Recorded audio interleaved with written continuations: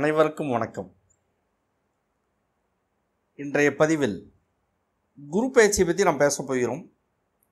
2024 மே 1ஆம் தேதி காலை 11:06 குரு பகவான் மேசராசி கார்த்திகை 1ஆம் பாதத்திலிருந்து ரிஷபராசி கார்த்திகை 2ஆம் பாதத்திற்கு இடப்பெயர்ச்சி ஆகிறார். இந்த குரு பகவான் இடப்பெயர்ச்சியினால் குரு பயிற்சியில் ஒரு ராசிக்கும் என்ன நடக்கும்? குரு பகவான் ஒரு ராசியில் ஒரு வருஷம் பயணிக்கிறார். ஒரு ராசிக்கு ஒரு வருஷம் இருப்பார். அவர் ஒரு சுற்றி வர்றதுக்கு 12 ஆண்டுகள் ஆகும். 12 ராசியிலும் 12 வருடங்கள் மொத்தம். இப்போது ஒரு வருஷம் மேச ராசியில் இருந்தார். இப்போ அடுத்தது ரிஷப ராசிக்கு ஒரு வருஷம் ட்ராவல் பண்ண போகிறாரு. மே 1ஆம் தேதி காலை 11:06 குரு பகவான் இடம்பெயர்கிறார். இதில் 12 ராசிக்கும் என்னென்ன நடக்கும் அதை பற்றி தான் நம்ம பார்த்துருக்கோம். என்னுடைய ஜோதிட அடிப்படை வகுப்புகள் நடந்து கொண்டிருக்கிறது. ஜோதிடம் கற்றுக்கொள்ள விரும்புபவர்கள் என்னுடைய ஜோதிட வகுப்பில் இணைந்து கற்று பயனடையலாம். லிங்க் டிஸ்கிரிப்ஷனில் இருக்குது. அஸ்ட்ரோ மாங்குடி பிறந்த யூடியூப் சேனலை சப்ஸ்கிரைப் பண்ணுங்கள், பெல் பட்டன் அழுத்துங்க, லிங்கை ஷேர் பண்ணுங்கள், லைக் பண்ணுங்கள். இந்த வீடியோ பதிவில் உங்களுக்கு பயனுள்ளதாக இருக்கும் என்று நான் நம்புகிறேன். கன்னி ராசிக்கு இந்த குரு பயிற்சியால் என்ன நடக்கும்? போன வருஷம் என்ன நடந்திருக்கும்? அதிகமான வெளியூர் பயணம், வெளிநாட்டு பயணம் போயிருந்திருப்பீர்கள். செலவுகள் கட்டுக்கடங்காமல் போயிருந்திருக்கும். உடம்பில் நோய் தொந்தரவுகள் இருந்திருக்கும். வைத்திய செலவுகள் இருந்திருக்கும். தீ விபத்துக்கள், வாகன விபத்துகள் நடந்திருப்பாங்க வாய்ப்புகள் உண்டு. தொழிலில் கடுமையான பாதிப்புகளை சந்தித்திருப்பீர்கள். இந்த வருஷம் டோட்டலி சேஞ்ச், அப்படியே தலையெல்லாம் மாறி இருக்கும். இந்த வருஷம் நீண்ட நாள் தடைப்பட்ட குழந்தை பாக்கியம் கண்டிப்பாக கிடைக்கும். இடம் மாற வேண்டி வரும். இடம் மாற்றம் உங்களுக்கு வெற்றியை தரும்.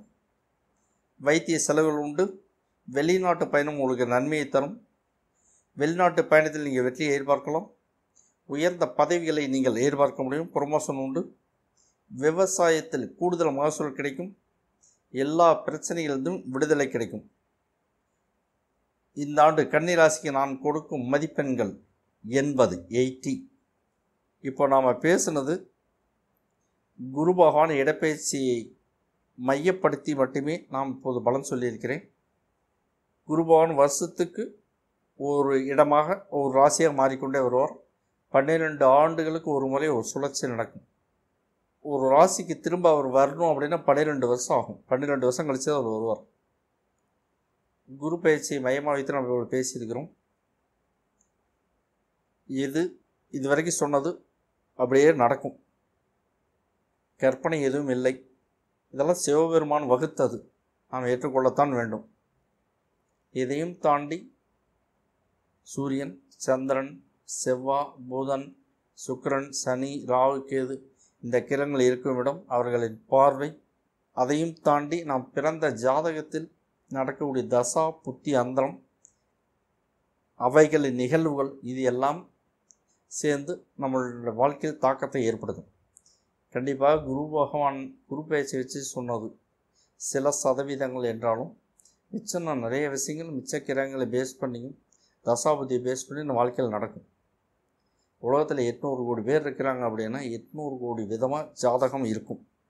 800 கோடி விதமாகத்தான் பலன்கள் நடக்கும். ஒரே மாதிரி எல்லாத்துக்கும் நடக்காது, மாறி தான் வரும். இதை நம்ம ஏற்று தான் ஆகணும். இது சிவபெருமான் வகுத்த நியதி.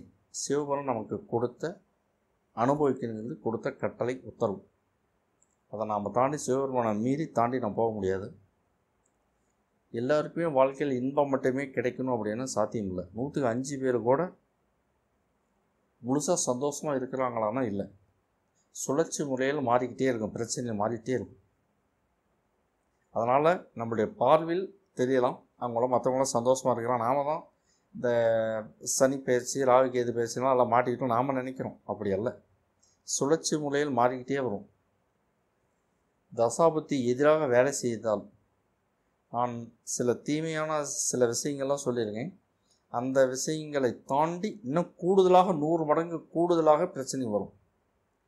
தசாபுத்தி சாதகமாக வேலை செய்தால் நான் சொன்ன நன்மைகளை தாண்டி இன்னும் 100 மடங்கு கூடுதலாக நன்மைகள் கிடைக்கும். எல்லாம் கலந்தது தான் வாழ்க்கை. அதை நம்ம ஃபேஸ் பண்ணி தான் ஆகணும். அதுலேருந்து தப்பிச்சு மீண்டு போகிறதுங்கிறது